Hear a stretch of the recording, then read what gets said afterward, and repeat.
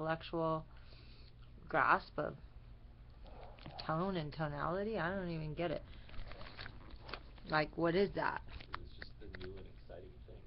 It's not new and it's not exciting. Well, back in the 1800s it was.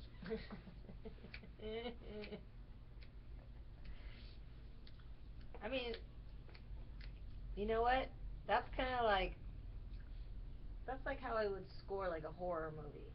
Yeah, that's how I would explain it too. Yeah. Yeah. And you don't want to score a horror movie like for your everyday soundtrack of life, do you? Unless you want to live, you know, unless you want to live like Jason or Jason's Victim. You're in your car. It's disturbing to the nerves, but it's from what you're saying, it's meant to be. It's meant to be. Yeah. And there's this whole complicated theory behind it, and it just doesn't even sound like there is. No. That's somebody who, a whole complicated theory. Music is not complex. Not really. Either it sounds good or it doesn't. Either it's in time or it's not. It's an expression, and chords are harmonic. Once you start playing out of those harmonics, you can get different. You get your major chord structures, your pentatonics, and then according to you, this is the what's this called? Atonal. Yeah, atonal. 12 instead of 12 tone is like the technique that they use to make it. That's what I was saying. They have a clock. There's like 0 is at the top. 0 is also 12. Okay. It goes 0, 1, 2, 3, 4, 5, 6, 7, 8, 9, 10, 11. And then each number represents a note. Like 0 is C, 1 is C sharp, 2 is D, 3 is D sharp, 4 is F, 5 is, 4 is E, 5 is F, 6 is F sharp, okay. 6 is G, 7 is G sharp, 8 is A. What? 9 is A sharp. Stop with your finger in your horse. I'm just playing with my belly button. It just goes by half steps. So, okay. Half stepping is good. It sounds like it's going by half steps and then top going, you know, kind of like the universe. It's like folding on itself, right? Yeah. Into now 6 incoherent notes. Like, you know, that's how they say time and space is. It's like, well, how can you, you know, wormhole or whatever, how can you get from here to there, and like how the alien, you know, all that kind of stuff. They would say the universe folds on itself, and then so if the destination is here and here, and then they put it together. So kind of with this music, it seems like it's on a round clock, then it's like actually folding in on itself, making some kind of, well, that, see, like I said, that made sense to me, but it sounded like a horror movie. Or just something where somebody's really pensive, and you could, I mean, of course you could write a whole opera on with that atonal situation, but you would probably leave the listener jarred, confused, frustrated, and perhaps suicidal. I don't know what that kind of music would do to somebody on a long-term basis. I don't know if it all sounds like that though, because I've only heard like 2 examples. Well, it's interesting. Well, thank you for hipping me to the new. What'd you say? The new and the fresh and the new. Back then. Back in the 1800s. No, but you know, it's cool to, you know, and that's the whole thing also about music is music.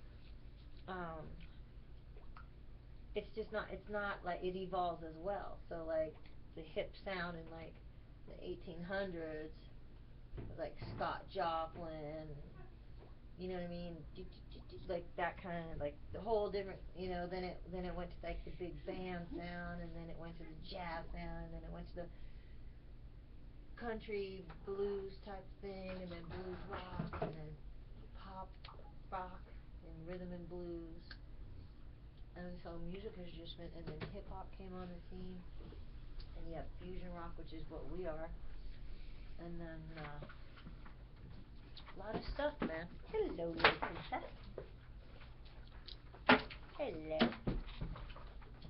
And so music is, And also the way we hear it, and I think our ears. Hi, Allie. Rainbow, come on. Let's go potty. Oh, get it potty. She's getting so big. Yeah. Door's closed. Okay. Oh, you gotta go. She was whining at me, so she had to go.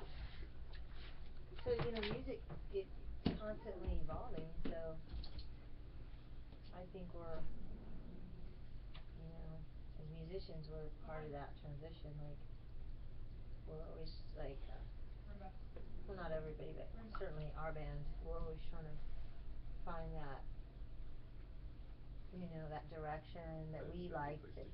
Yeah, yeah. Just like, I guess what they, it's kind of the same thing. They got bored of, you know, just hearing the same stuff probably. It's kind of funny because it's like all the rules and stuff they had in the classical period, no one really uses anymore. Right. But it's like it's at the point now where if you started using some of that stuff that they used in like the 16 and 1700s, it really like makes sense. Can juice up your music and Ooh. make it more interesting than everybody else's. Because it's like so many people are like 1-4-5. But if you it's like if you learn some of the classical stuff and learn about like mode mixture and augmented sixth chords and Neapolitans and stuff like that, it like adds this like spiciness to your music that nobody else has who didn't take any like classical classes. Because it's like all those rules don't have to stick to classical. You can incorporate it with like any other style. Yeah, you can actually go in and like I can actually write a background. I can actually write a background on a chart, you know, mathematically, right? How you're saying, and using all those elements. Rainbow, calm down. Or before you unplug something. In my head, I hear this thing. I don't even know how it's possible or what it's gonna sound like. I can just hear it in my head.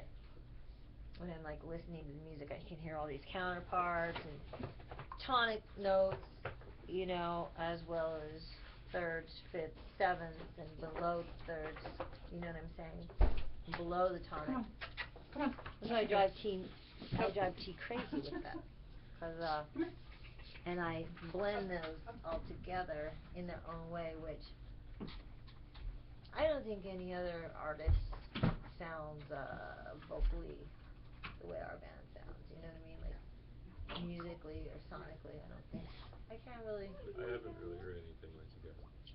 Yeah, I haven't really either. I haven't really either. Me either. Yeah, and T either. Yeah, that's a good thing, right? I guess. I mean, thing with music though, is people have to see other people liking it so they feel like it's okay to like it. You know what I mean? Or else they won't even let it get in their heart. A lot of the time. Yeah. What? A lot of the time. Yeah. A lot. More sophisticated listener though, they know what they like. Like I can listen to like any kind of anything. Like as long as it's good. As long, it could be like African, it could be like Brazilian, it could be K-pop, it can be American rock, it can be jazz. If it's a really, you know, awesome, pleasing,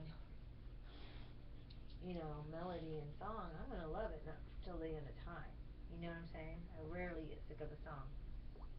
I always wanna maybe switch up and get a new song, you know what I'm saying? But I think a great song is a great song. Yeah, I've never like stopped listening to a song because I've heard it too many times. I know, right? I mean, I have in a session. I have listened to. Thanks, Bucky. Thank you for your wonderful scent. Odie Doo Doo. Is that the name of your newest cologne? Odie Doo Doo. So yeah. I mean, it's like a new recipe. It's like somebody came up with salted caramel. Before there was caramel, and that was awesome. Right? But then someone came up with salted caramel, and that was like even better. So they just like took something great and made it better through evolution. And I think that's the point of music. I'm not sure, but at least that is for who we are. I think. I'm not sure. We just do what we do, man. It either feels good, or we stop the music and we figure it out until it does. You dig? You dig, Kyle? That's how we roll. Yes. Oh yes, good job. You co-signing on that, buddy? Well, I gotta get your. See his eye teeth? I gotta get his eye drops. Needs the Visine. Okay, so I know the exact moves. This is long. Ooh. I hardly ever go that long.